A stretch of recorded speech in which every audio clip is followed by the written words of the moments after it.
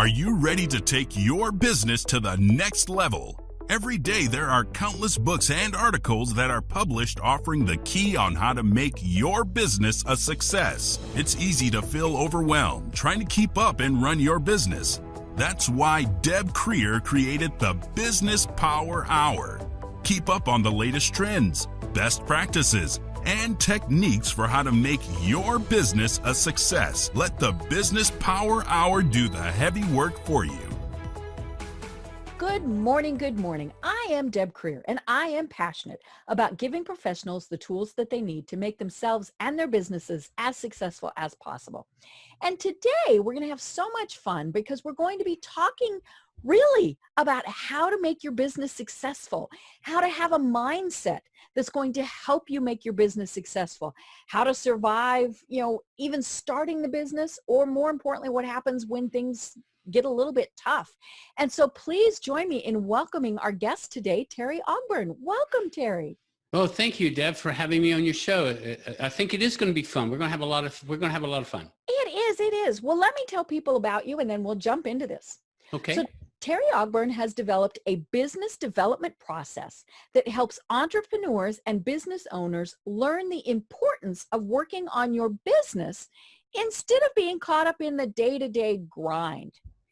He has a unique system and personal devotion to the development of others that has contributed to the excess of hundreds of small to large business ventures. So again, Terry, welcome. Yeah, great. Thank you. Nice introduction. Perfect. Well, let's go back in time a bit. Tell Okay. us how it is that you discovered that this is your passion.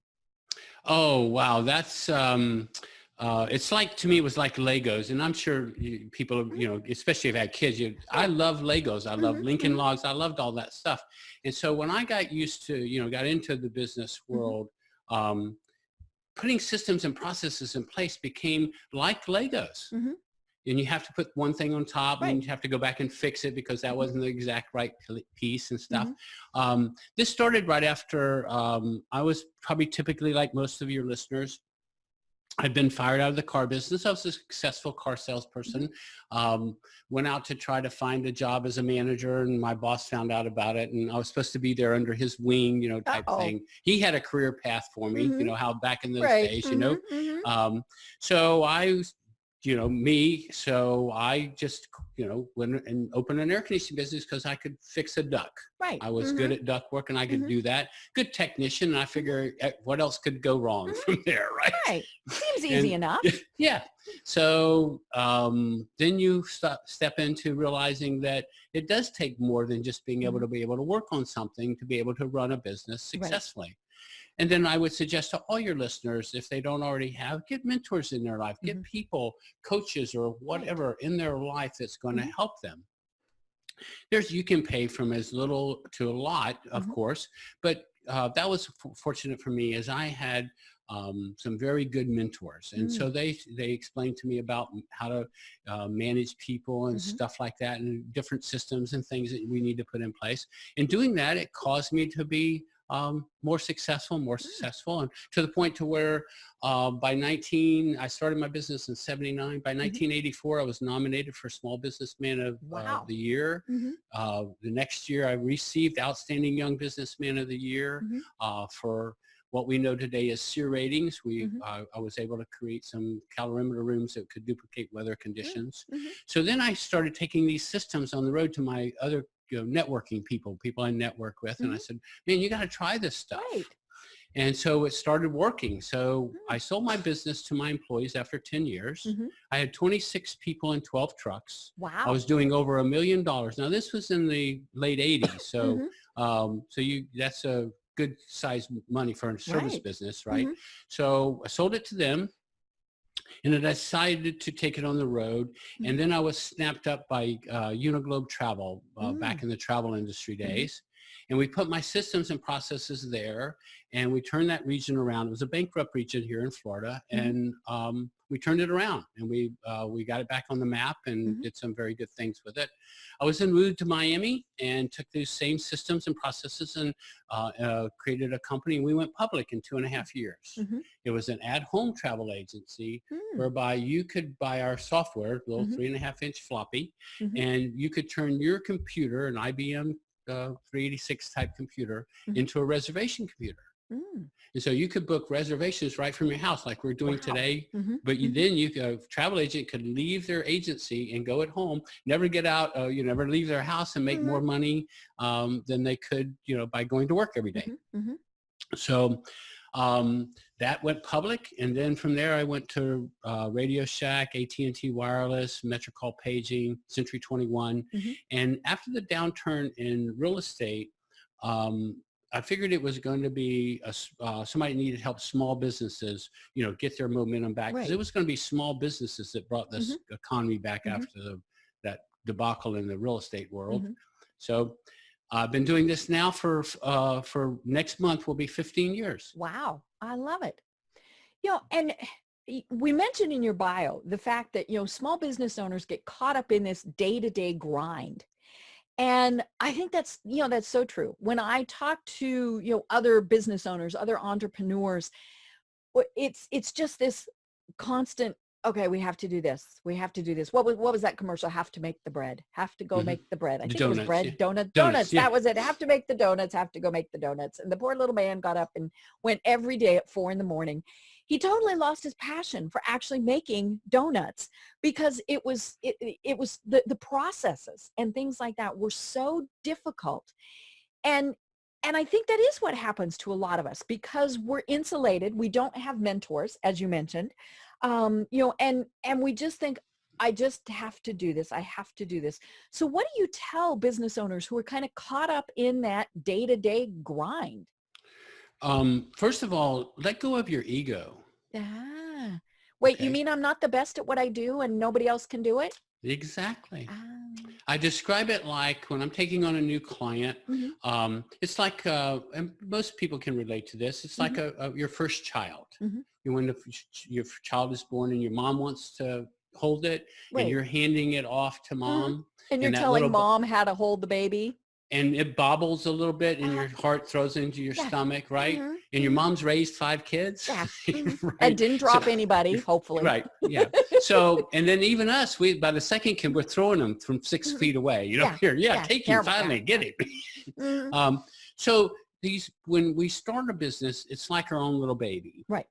Okay. And so we're very careful about, we drift into micromanaging. Because what happens is we think we can do it the best. So we stifle the growth of the people we hire because it gets to a point we have to hire people because we have to do something, answer the phone or something. And so then we get that person on board with us. And then when they do make a mistake, then we, smack them down. Right.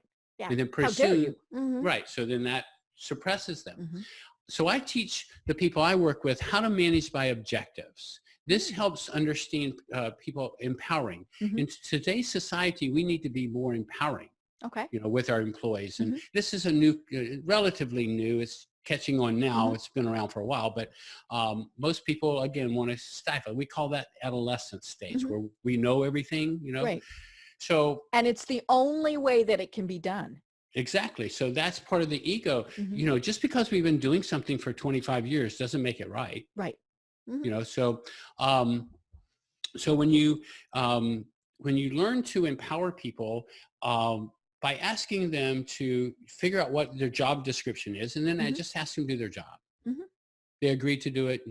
They should do it, and they give them room to expand. So managing by objectives would be, okay, so I come to one of my employees and like my assistant, I'll say, okay, Millie, when can you have this project ready for me? And if she doesn't give herself enough time, I will give her time. Well, no, I think with what's on your plate already, let's make it Thursday afternoon. Would that be okay? And how about if I check with you on Tuesday just to see how you're going? See, that gives the employee a chance to relax and do some good work. Sometimes they'll do better work than you do. And that's pretty cool too when they come up with an idea. Mhm. And I have in my people that work with me, they end up writing their own personal business development plan, how to Okay. develop their business. Mhm. And in it, it says, if we can't think of a good game, we will borrow one. Mm. So like for an example, I'll give this little tidbit of information to your Mhm. listeners. Hallmark spent thousands and thousands of dollars to teach us that we care the very best to send the very best. Right. And they use this little Hallmark emblem to do that. Mhm. So when you're sending thank you cards, I know everybody likes send out cards and all this Mhm. different stuff. I recommend go to Hallmark, get you a box of blank thank you cards with the Hallmark emblem on the Mhm. back, fill it out, send it off. And once they're going to flip it over and they're going to Right. see that Hallmark Oh, and mhm. right, Mhm. exactly. So those are little things that we do differently, Mhm. or we should be doing differently to, to help in our customer service. Mhm. Empowering people again gets back to if you're not a good CEO, like you mentioned, if you're Tony Robbins is not the CEO of his company. Right. There are many Radio Mhm. Shack, as we were talking earlier. Mhm. We brought in a CEO from Mhm. someplace else. So because if you're good at bagging groceries, then be the best bagger Mhm. you can be. Right. Right. It Anyway, doesn't mean that you can be the produce manager. You might no. be able to, but maybe not. And like I don't like to clean. Mhm. Probably largely because when I was little, my mother's from the South, and so Mm. we always were cleaning something. Uh-huh. But I can hire somebody to come in and Mhm. clean, and then I can just coach with a client Mhm. and make that money Right. back just Mhm. that quick. Mhm. So do what you like to do Mhm. and let somebody else do the stuff you don't like to do. Right. And that's what's so important about this is, we started our business, whatever it is, because we were good at something, and when we get caught up in that day-to-day minutia, then we're not doing what it is that we want to be doing. And so that's why if you are hiring it done, whether it's an employee, whether it's a VA, whether it's a consultant, whatever it is, then you get back to being able to focus on what it was that was your passion for starting that business in the first place. I'll give you a good example of that. I was working with a company, a furniture company, Mm-hmm. and so they had 6 stores within Florida, and so they had to constantly have to keep up with inventory because Mm-hmm. 6 stores selling. They Right. had a master Mm-hmm. warehouse, and so they have what's called a batch report. And I'm sure some of your listeners know that at the end of the day, they Mm-hmm. total that up. That goes into the factory, and then everybody knows where everything is. Mm-hmm.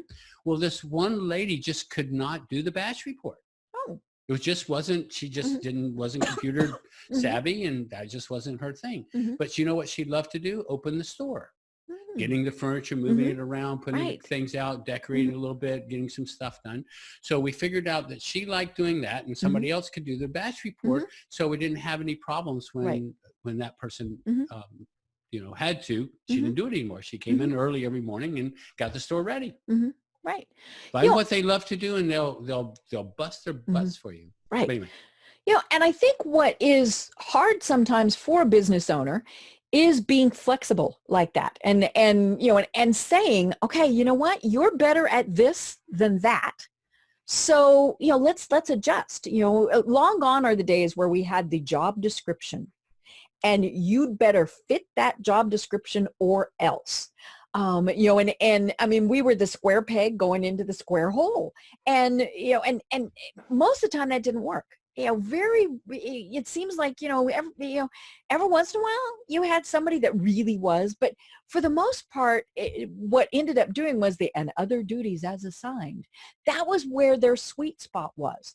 But, and as a manager though, it's very difficult to say, you know what, this isn't working. Let's try something different, because back to that ego thing, you're admitting that you were wrong, and that really is kind of one of the hardest things to do.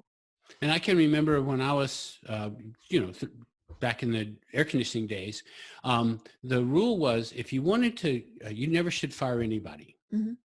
It's just bad for everything around. So if you needed to let go of somebody, all you had to do was ask them to do their job. Right. And they Because go, they were doing somebody else's job. Mm-hmm. So what I do with my clients is we have them create position contracts. Mm. A little stronger than a Mm-hmm. job description, Mm-hmm. but it says each line starts out, be responsible for, because you're taking 100% responsibility for Mm-hmm. that line item. Mm-hmm. That line item is measurable. Mm-hmm. So if it says I'm responsible for working 48 hours a week, then Mm-hmm. that's what it says. So Mm-hmm. it's very measurable. And then you will have whatever their duties are. Well, at the end of the quarter, you get to grade that on a 0 to 5 basis, Mm-hmm. because it's all metrics. So Mm-hmm. you can you're not imagining if it happened. Right. It's all SMART Mm-hmm. goals, Mm-hmm. specific. And then if you find somebody that's not scoring well on a line item, then you take that line item off of their position contract, Mm-hmm. give it to somebody else, Mm-hmm. and keep moving things around until you get Right. the person doing exactly Mm-hmm. what they can score Mm-hmm. highest on. Right. Then the third part of the contract is your grading process. Mm-hmm. And then the fourth part is the compensation. So if they Mm-hmm. hit high numbers, so if Mm-hmm. they hit a 3.75, that's 75% of the Mm-hmm. work getting done. Mm-hmm. The reason I chose 3.75 was because the national average is that we will get 65% of work out of the employee. Mm. Other than a corporate worker, Mm-hmm. or Mm-hmm. somebody that has to be on a showroom. I mean, not a showroom, but a production floor. Mm-hmm. Like Right. that. Mm-hmm. But you small businesses like us, we're going to get about 65% Mm-hmm. of what the person is going to do Mm-hmm. for us. And so by 3.75, we're getting 75, and then you reward anything over Mm-hmm. 75. Right. Right. But you're already exceeding what the national averages are. Mm-hmm. They sign it. Mm-hmm. Now, the neat thing is when you're grading it, you and I would sit down, Deb, and we would grade it together. Mm. So Mm-hmm. you're grading me, Mm-hmm. and so you have a copy of mine, and I Mm-hmm. have a copy, obviously, and I'm going to be a lot harder on myself than you are. Right. So we swap papers, Mm-hmm. and then we grade, we talk about them, and we negotiate. Mm-hmm. Because it is a contract, so it's allowed to be negotiated. Well, I thought this. Mm-hmm. So if, so let's say it was a kind of a loosey-goosey line item, Mm-hmm. okay? So you give it, first time you give it. Mm-hmm. Then you tighten it up. Mm-hmm. Right. You say, okay, well, if I need to be more specific, then Mm-hmm. I'll say you need to be here Monday through Friday Mm-hmm. from 8:30 to Mm-hmm. 5:30, and that's Mm-hmm. with a half-hour lunch. Right. Now we know exactly we're both on the Mm-hmm. same page. Right. And I think that's where it's tricky, because we want to empower our employees, our staff, our VAs, whatever they are. But at the same point, when it's too loosey-goosey, stuff doesn't get done.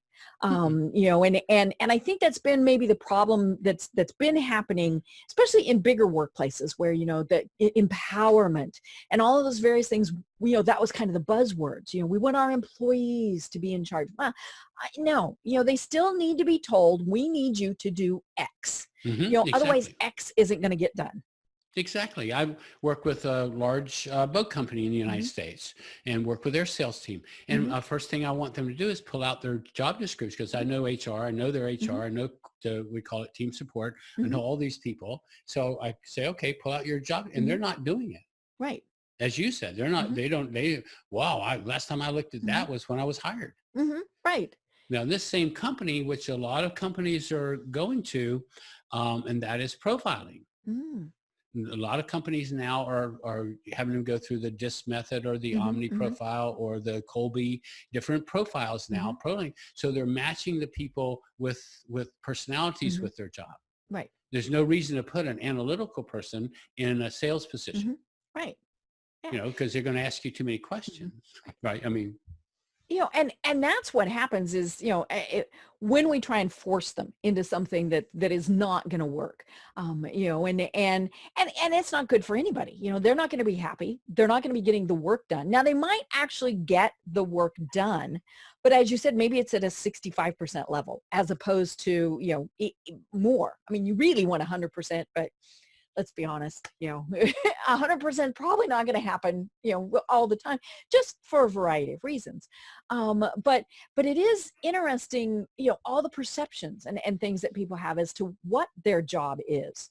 I remember years ago when I was still in corporate America, I was in a communications department, and I never took breaks. It was just, I didn't, I didn't take, the mandatory 15 minutes in the morning and afternoon. And I sat at my desk and I ate my lunch, all these various things. And I was one of these, I worked through my lunch. For me, it messed up my train of thought if I had to stop and go somewhere and all this stuff. Well, other people in the department took those breaks. They did all those things. And so, but what happened was I got my work done earlier because I was putting in, that bulk of time before.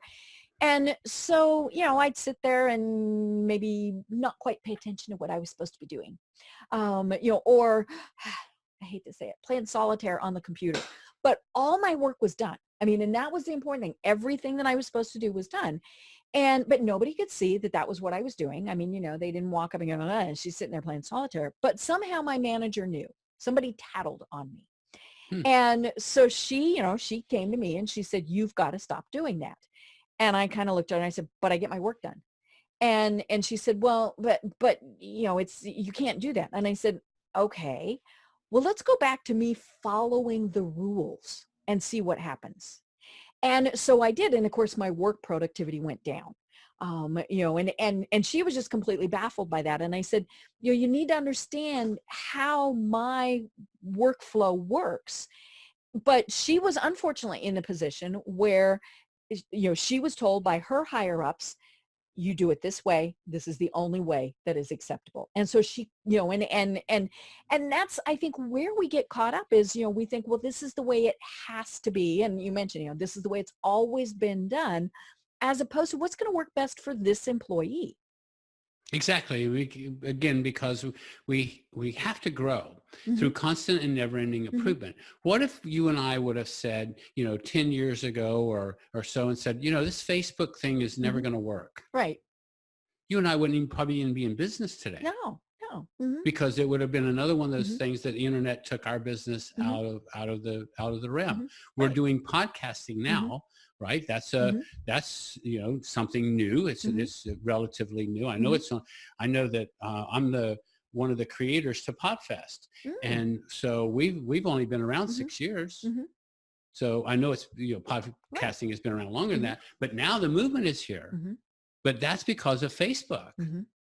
It all started with social media. Now we have Web 3.0, which is what you and I are doing now, is the video. Right. So yep. So we got to change, and we got to look for opportunities to change as well. What can we do better? What can we make it better? How can we do it better? Right. And it is hard when you're managing a group of people, to say, okay, this person can do it this way, this person can do it that way. And, it takes a special skill to be able to do all of that, because, clearly there are some employees who are going to work really well from home or with adjusted hours or something like that. And then somebody else is going, well, wait a minute, how come he got to work from home? I want to work from home. And they're not the type of person that can work from home. And so it's a challenge. And it comes back to, the fact that then you're doing that, you're just managing all of that as opposed to doing what it is you want to do. So, Terry, how do we balance all of this? Well, you have to, like we're talking, it takes a business, from my viewpoint, let's put it that way. You need to have a business development plan. And now this isn't a funding plan. This isn't a business plan like the banks want you to have. This is just a fundamental, mine is 5 pages long. It's just a fundamental 8 steps that take you from point to B. And I'll just run over them real quick for you. Okay. The first step is you have to have a primary aim or a goal. Right. So so we set up your goal, and then we put an affirmation to go with it. So it all ties in together, like you'll become ethically in your, commit to excellence, that a nice little thing. Right. Then we have a step 2, and step 2 is your principles of strategy. We have to have principles that are unwavering, in our business. Right. And these principles are, there's 10 of them. So set a goal and stick to it. So we have to have the difference is I have a quarterly concept rather than a yearly concept. I'll explain that in a minute. Right. So now we have our goal for the quarter. Then we have maintain good morale. So you have to have an objective underneath build morale. How you're going to build? Mine is we are positive and caring from the top. Mm-hmm. Okay. So then act aggressively. And then the strategy there is to invest time and money to build our image. Mm-hmm. Okay. Aim for surprise. Mm-hmm. That's where we enhance our systems to offer better solutions than other people. Mm-hmm. And then we have accumulate our forces. We got to bring them together. Mm-hmm. Okay, so we got to do that. Then we got to make sure they're secure. So we do that through position contracts and Mm-hmm. make sure they understand the marketing plans and things that we have, the little things we have to do.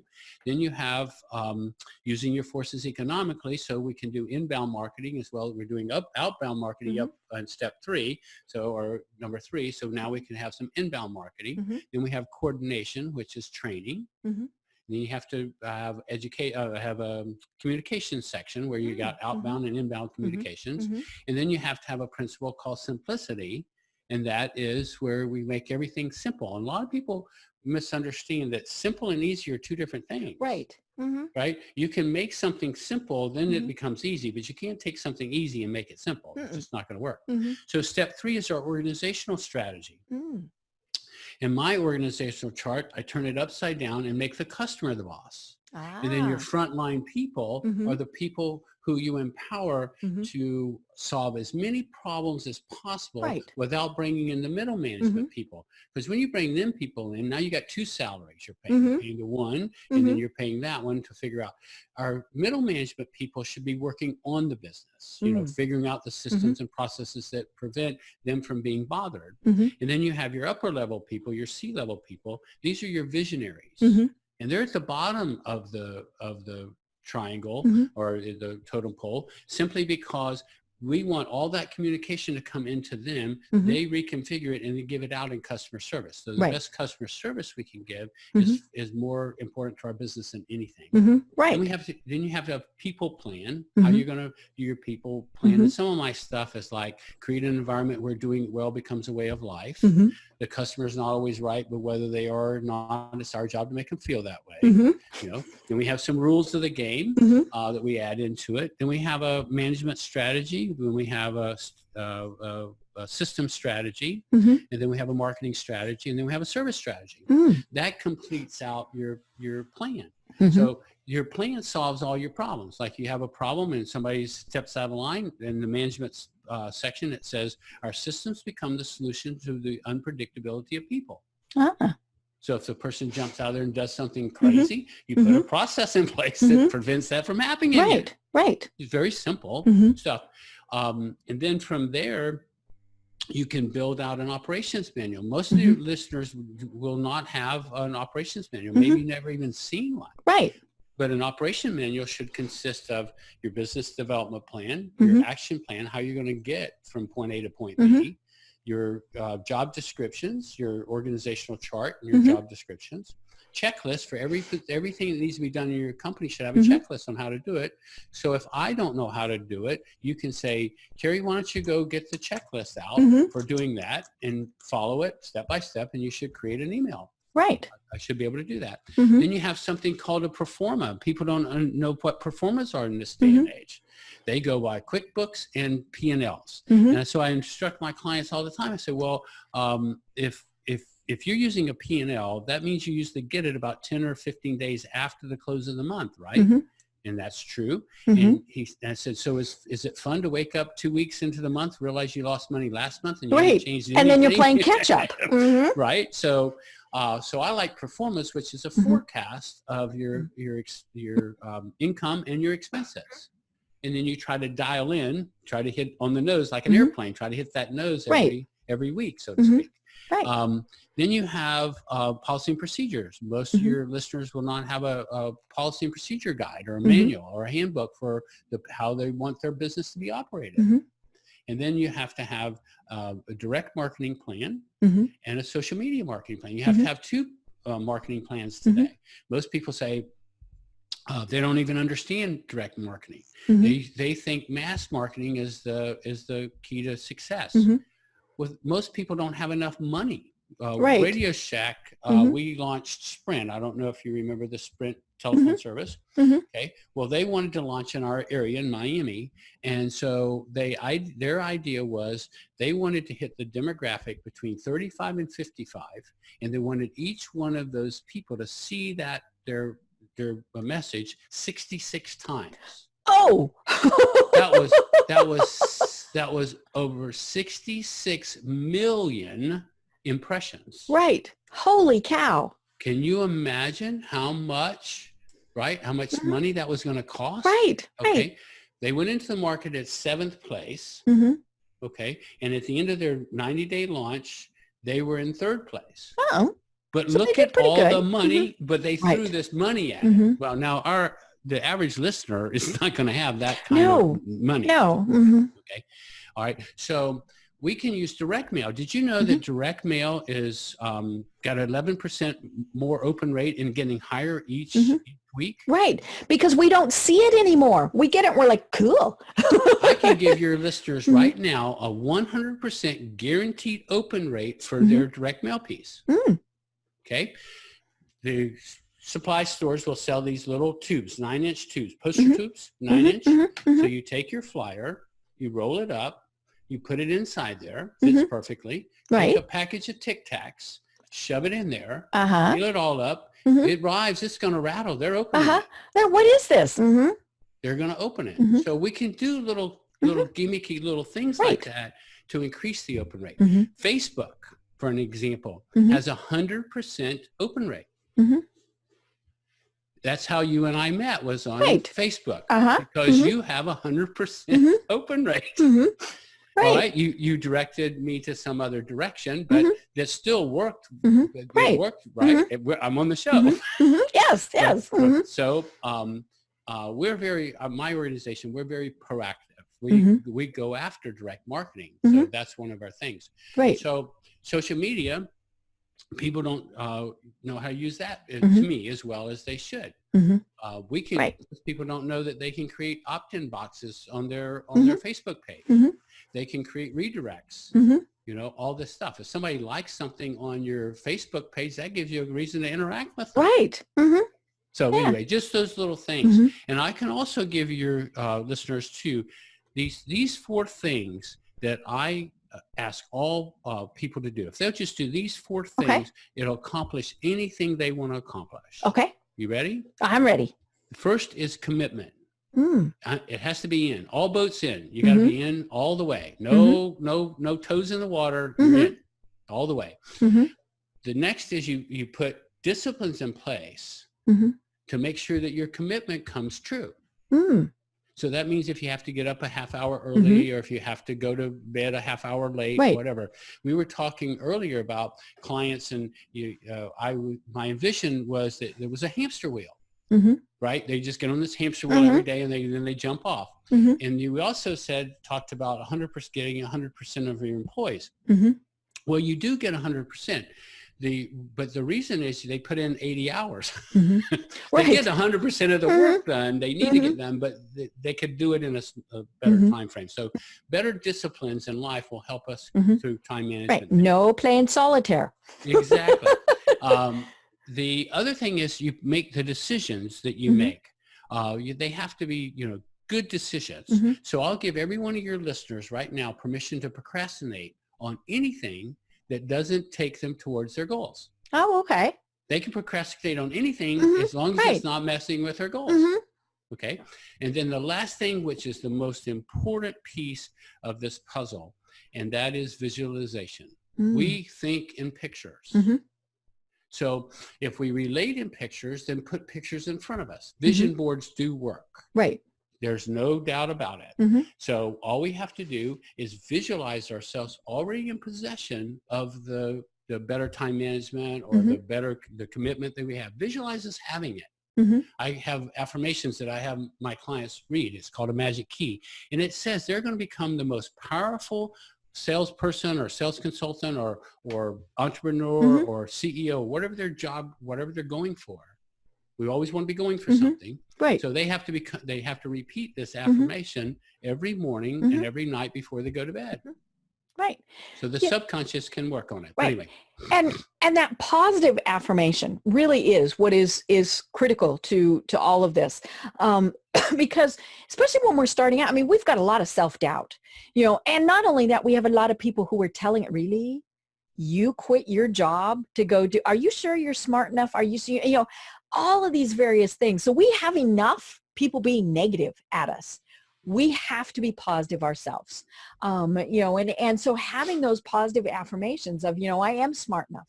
I am skilled enough, whatever it is, we have to, and it's not a question. It's not, I am skilled enough. It's, I am skilled enough, or however, whatever your affirmation is. I'll give you 4 things now for Mm-hmm. along that subject. Okay. The first is we need to have a burning desire. Mm-hmm. Okay. Now that burning desire is not good unless we have it backed by a definiteness of purpose. Mm-hmm. See, if we don't have a strong enough why, we'll never get what we want. Mm-hmm. It's just the way Right. our brain works. You'll be back to that procrastination thing. Right. Mm-hmm. Because if we don't, if we don't have a strong why, we just won't get it. Mm-hmm. I work with clients and I'll say, okay, how much money you want to make this year? Mm-hmm. And they'll say, oh, I want to make 200,000.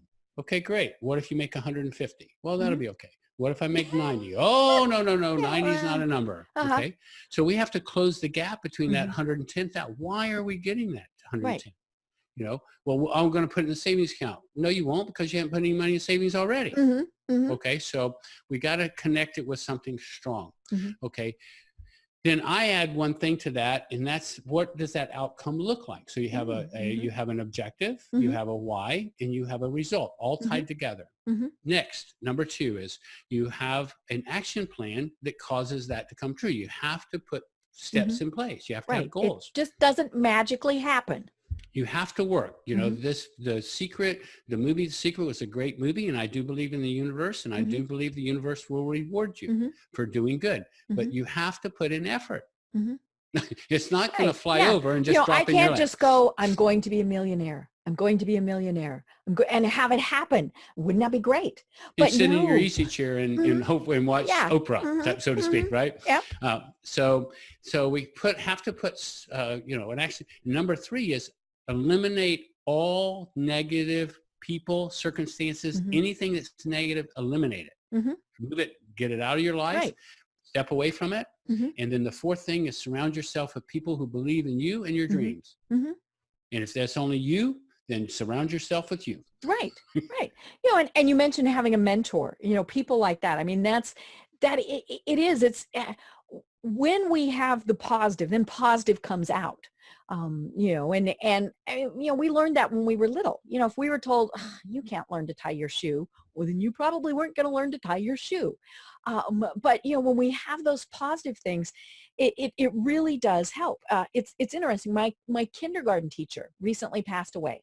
And now she was, she had a long and wonderful life. But one of the things that I have seen over and over again when people have been talking about her was the positive influence she had on people. And it didn't matter if it was a 5-year-old or if it was, somebody who was in their 50s or 60s. It was just, she always had such a positive influence. And I honestly don't remember negatives. I mean, now that's not to say she didn't push you. She was also my piano teacher, and she pushed, but I pushed back just about as hard because I probably shouldn't have been taking piano lessons. But but she had such a positive influence on people that really has been what people have mentioned the most when they learned that she passed away. Another thing that we have to start to bring into our works, our business world and our entrepreneurial world is something called neuro-linguistics programming. Right. Have you ever heard of it? Okay. NLP. Right. Well, studies now show that it starts in our cerebella, the back part of our brain. Okay. And the first thing we do using NLP is our heartbeat. Our heartbeat starts in the womb, and so it happens. And then the next thing is breathing, and then from there on, we start to do more things. Well, there's a study now that shows that because we are default negative, we're like a computer, and our subconscious is a default negative. Right. So when we start inducing it with positive affirmations or positive thoughts and ideas of expectation, things like that, it can show the growth at the top of the brain. You can actually see it migrate. Right. The positive energy start to migrate through all the cells of your brain. And it takes time to develop this, our brain so it drifts into the left side and the right side. Because like I was on a call with a lady earlier in the week, and she was explaining to me that she had to go to 3 events. Now, Deb, for her going to 3 events, she's in the PR business, okay? And for her to go to an event means she's going to get clients. Right. She's going to be speaking, and she said, well, I got to go to 3 events. I'm going to be busy in my work. And I said, man, if I was you, I'd be speaking excitement into that. I'd be speaking, man, I'm going to get clients. And she says, well, you don't understand. I'm going to be 2.5 hours away, and I got to drive back and forth. So I said, well, then get a hotel. Had to go to 3 events. So I said, well, why don't you get a hotel room and just save the wear and tear on you? You know, I've gone, I'm involved in a community that is in Brandon, which is from here where I'm at, is about a 35-mile drive. Okay. But anytime I'm going to go over there and spend a couple of days, or even one day, I will go the night before because I know I got 2 bridges to fight and a downtown Tampa to go through. So what time should I leave? So you'll be stressed out before you ever even get there. So get there, get close, you know, and, you know, plan, you know, I always like to work backwards as well. We need to always start with the end in mind. But again, I don't think we take enough time to think through things sometimes. Right. You know, even when we make business decisions, we'll knee-jerk a response, and then we didn't think about other departments that it might affect. Just because, you know, you take a truck off the road, well, it hurts other departments as well. So, you know, when a lawnmower goes down, for any of those that have a landscaping business, I worked with them one time, and I said, okay, it's first thing I said, okay, where's your maintenance reserve account? He goes, and what? They went, Well, I said, don't you take money out from each customer so you can, when you have to have oil changes and chains and all these things replaced, who's paying for that? Oh, well, I pay for them. Really? Well, you should be passing that off to your customer. That's not they have to pay for that.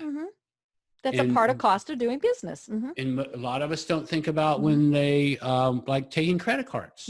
Most of your listeners will have, you know, take credit cards, merchants cards, whatever, but they never pass that fee on to the customer.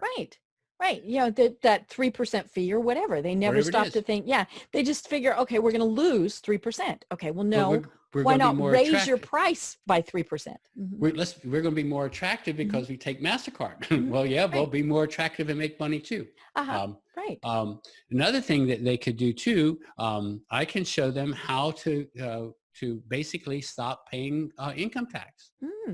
But it won't be because we're doing anything against the government. Right. We'll be getting the customers to pay for our income tax. Right. I quit paying taxes in 1986. Oh, wow. Now, that doesn't mean I haven't filed my reforms and all You're things. Still legal. You're still doing what you're supposed to. I'm supposed to do. Everything is done. But once I realized that every time I spend money, somebody has to pay for that. Right. Well, and that's, you know, that's obviously why big businesses are successful is, you know, they're not eating all of those costs. They're passing those costs on. You know, and the consumers don't even realize it. You know, if it's $10 or if it's $10.10, you're like, okay, whatever. You know, and if it's now, of course, the trick is the product or the service has to be good enough that they're going to pay that. You know, and so that's the big part is, you know, you have to be showing that value in order to pass that cost on. And that's one thing that I point out to my clients is that you establish value before you establish price. Okay. So Nordstrom's comes to mind. Right. Okay. Now, I don't know if you know this, but in every Nordstrom store, there's a car tire that hangs in the back room of every Nordstrom's. No. Every one of them. Did you know that? No. Okay. Well, the reason is to remind every employee of the 82-year-old man that brought his tires back to Nordstrom's. You know what's ironic about Nordstrom's doesn't sell tires. It doesn't, but it will not have a dissatisfied customer either. Right. Mm-hmm. Okay. Now this man came in and he had a receipt Mm-hmm. that had the address of that Nordstrom store on it. Ah, but it was not Nordstrom's. They had probably got the building from Mm-hmm. Sears or something like that, Mm-hmm. and they took over a building. Mm-hmm. So, well, in their mind's eye, they took over the Mm-hmm. responsibilities of Right. that building. Mm-hmm. You can walk into Nordstrom's and not have a receipt. I mean, they have a Mm-hmm. great return policy. Right. You can pull up Mm-hmm. there and you can call and there'll be a concierge there waiting. Mm-hmm. You'll have an escort that Mm-hmm. takes you around and Mm-hmm. shops with you. Right. Now you can buy a pair of pants at Walmart. Mm-hmm. You can buy a pair of pants at Mm-hmm. Nordstrom's. The Right. pants at Nordstrom's is going to last a lot longer Mm-hmm. than plus you get Right. the treatment too. Mm-hmm. So Yeah. your expectations, that's another thing that I want my team to do is make sure that we always exceed the client's expectations. Mm-hmm. Right. So we have to figure out what the customers want. And I'll Mm-hmm. give you another little thing. This was in the air conditioning days. And I was in this dilemma of, and this is pretty much in any service industry. Mm-hmm. The customer's complaint was, we don't know what time you're going to be there. Mm-hmm.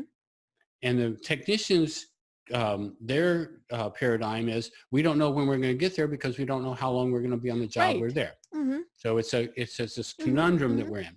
So I said, we're going to fix this. Mm-hmm. So I figured my solution to this was we got two-way radios for all our trucks. Mm-hmm. So that way they could radio in to, back to the office to see Uh-huh. if they could do the work. Mm-hmm. So then you had 1 hour to fix it. Mm-hmm. If you couldn't fix it in an hour, Mm-hmm. then you had to get permission to fix it. Oh, okay. Okay. So then we would, go to your house and we'd say, okay, you have a bad fan motor and it's going to take us about 2.5 hours to Mm-hmm. fix it. And then the question would be, when would you like it to be done? Mm-hmm. Right. We're not going to do it right now, but we'll schedule it. But the thing was, the technicians thought that the customer's answer was going to be right now. Right. Yeah. Well, you're And here. Why can't you fix it now? But what the answer was from the customer was, can you come back when my husband gets here? Mm-hmm. Can you come back when my son gets here with the Right. kids? Mm-hmm. Because we were an interruption to their day. Mm-hmm. Mm-hmm. They didn't care if their air conditioner was broke. They Right. cared more about Mhm. the fact they were away from their job. Mm-hmm. So that gave us a 2-hour window. We could we could tell you we were going to be at your house at 8 to 10 in the Mhm. morning. We were there. Mhm. 9 to 11, and that listening to the customer told us Mhm. that their wants and needs were two different things. Right. Right.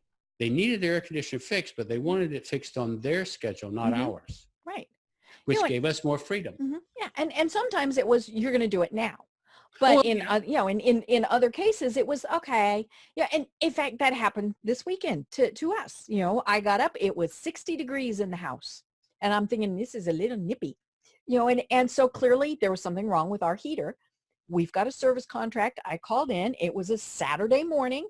And, and they said, we'll be there, within, we'll be there, and he gave me a time, and he said, but we'll check back before. And so we tinkered and fiddled and danged if we didn't get it to come on. And so, when he called, he said, do you still want us to come? And I mean, that was, and I said, well, no, because it's working. And he said, well, we can still come and make sure that it's right. And I said, no, it's okay. And I said, but, just kind of keep us on in the back of your mind that we might have an issue further on. And so, yeah, it was back to my choice. If I'd wanted them to come, they would have come.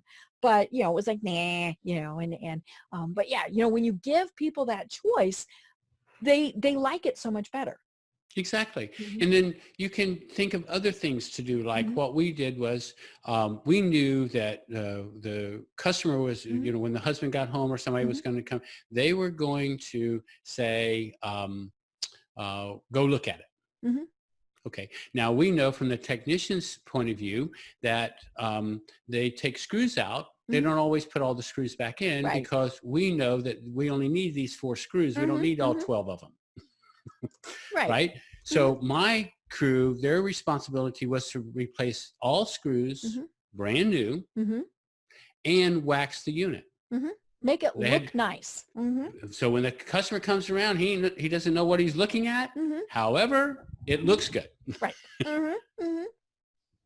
Yeah. And it's interesting how, that as you were saying, how that perception comes about.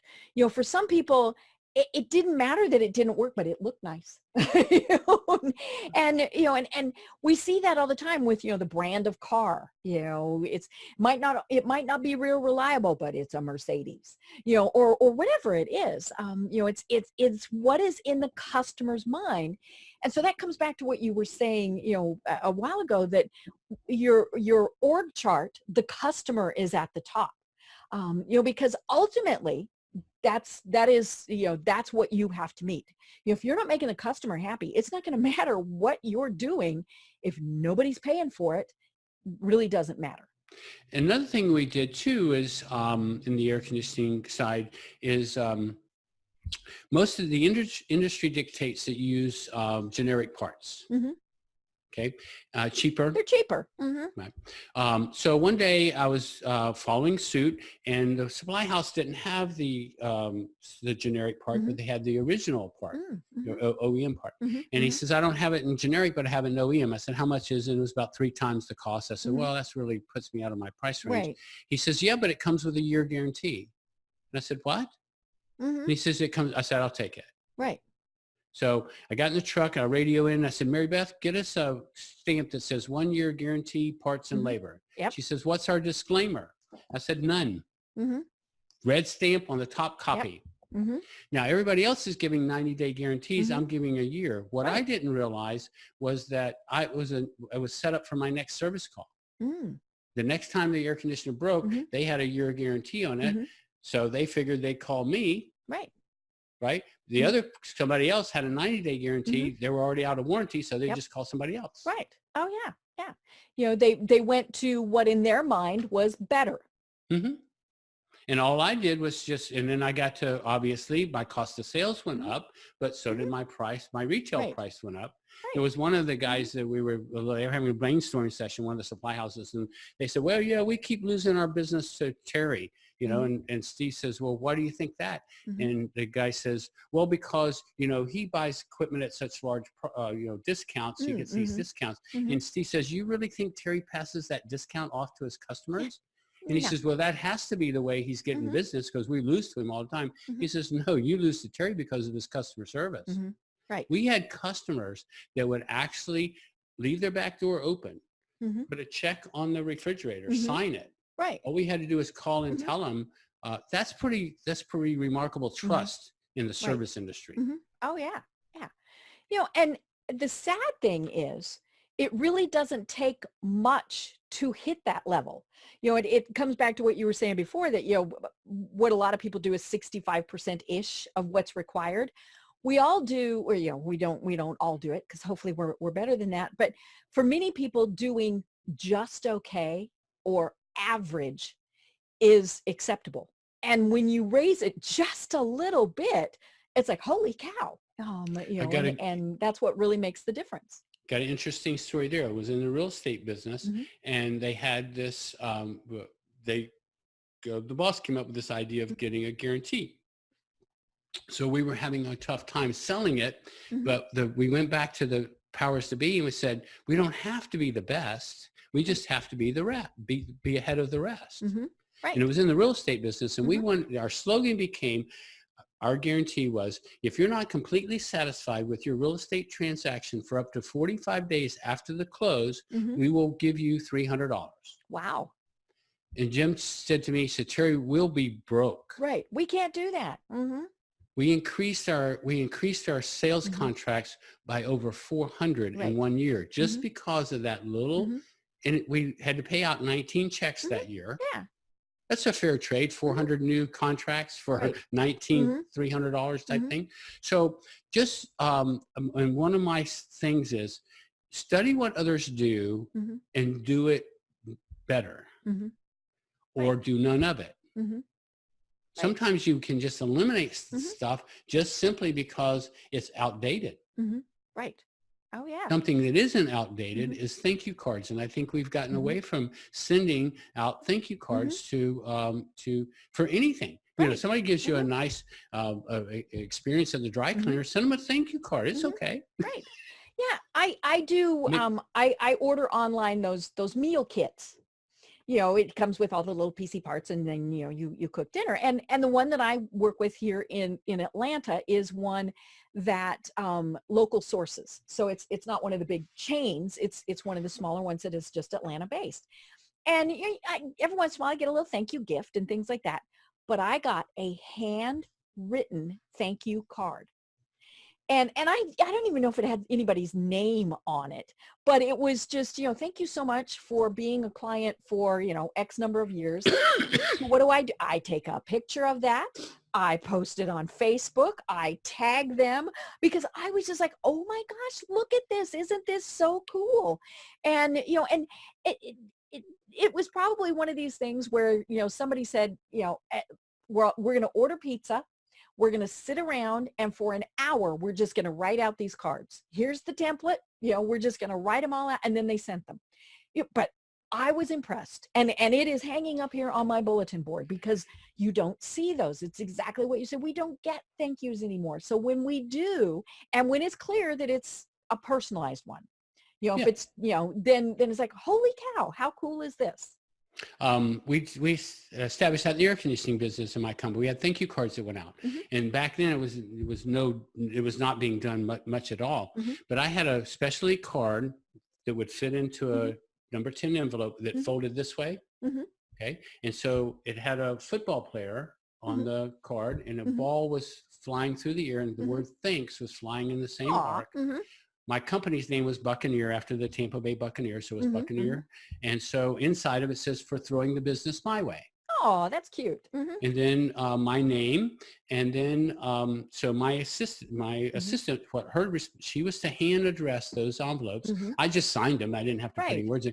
And so she would stuff them, and every customer would get one. So one day, and this time I was still doing some service calls, not many, but some people would request me. And so I come in one day, and Mary Beth said, Terry, you got 4 calls today. And I said, okay, let me see them. Let me put them in my schedule, work them in. So I show up at this lady's house, and she opens the door, and she goes, "You're not Terry." And I said, I am. "Yeah, I'm pretty sure I am." And she laughed, and she said, "No, you're not the one that worked on my stove." And I go, "Oh, no, that was Jeff." I said, "And I'm here to," I said, "You requested me."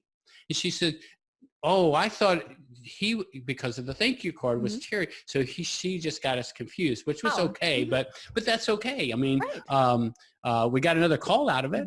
Right. Oh yeah. Right. And and the same thing goes with your employees. When was the last time you actually said thank you? You're doing a great job to them.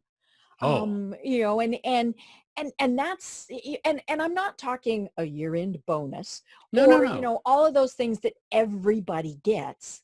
It's what is something a little special you can do. And not an email, anybody, or a text. What is just something, a $5 gift card to McDonald's, whatever, just a little something that shows, what I noticed and I appreciate you.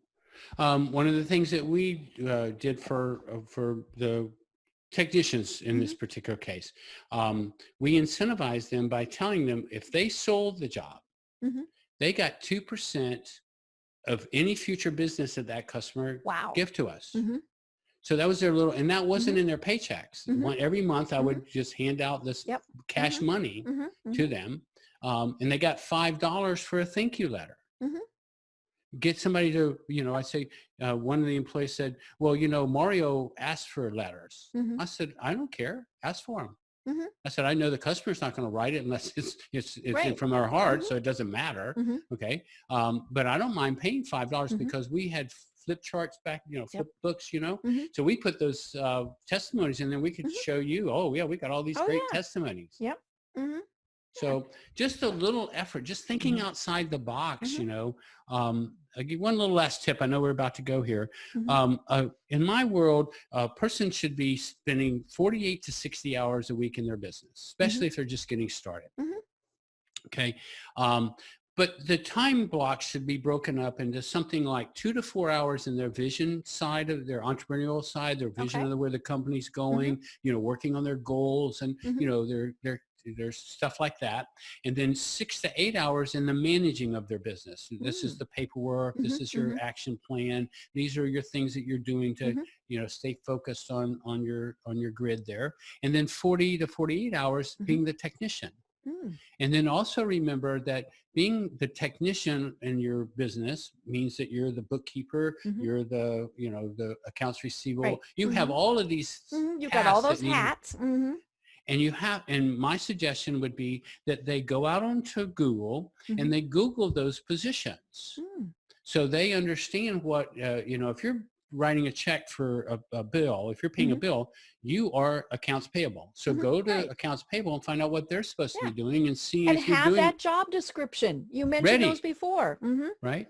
And then if you ever need somebody to come in and do accounts payable, at least you know what they're doing, what they're supposed to be doing. Yeah. And you know that you've been doing it for 3 hours a week and all those various things. So it can just be if you approach it from the 30,000 foot level, looking down on it, and like you're building Legos, like we started our conversation. If you look at it as if you're just building a set of Legos, you would know certain pieces have to fall in place first. Right. And you have to have that foundation, and we didn't really talk about that, but so many people, they think, ooh, I want to do this. And they start up here. They start where I'm not waving, not even on the camera. When they need to start down here, they need that foundation. And, those foundations take a lot of different, that's making sure your business is set up legally, all that good stuff. But you have to have that in place before you can do the higher level things. Or, it's at some point, you were talking about Legos. I was thinking about Jenga. Somebody's going to pull one of those and everything's going to crash down. And when you're built without a solid foundation, and even I would recommend to your listeners, I go back through with my clients, I go through the fundamentals. We go back through it every quarter. We start every quarter back like as if it was, I have a rolling year that I've created. We think about 5 years from now where you would like to see yourself in business 5 years from now. Then we chunk it down to 1 year. Okay. And then we chunk it down to 90 days. So at the end of the 90 days, we stretch out another year. Right. And then we just focus on the next 90 days. And then at the end of every quarter, we stretch it out another, and the 5 year goes another, and so forth and so on. And you're just working at it. 30 to 40% of the business's sales typically are made in the last quarter of the year because that's such a push. Like the boat company, for an example, the one that I work for, their last 3 months of the year is July, August, and September. Right. Because they want season for them. They want to make sure that their start of the year is October, which is the worst quarter.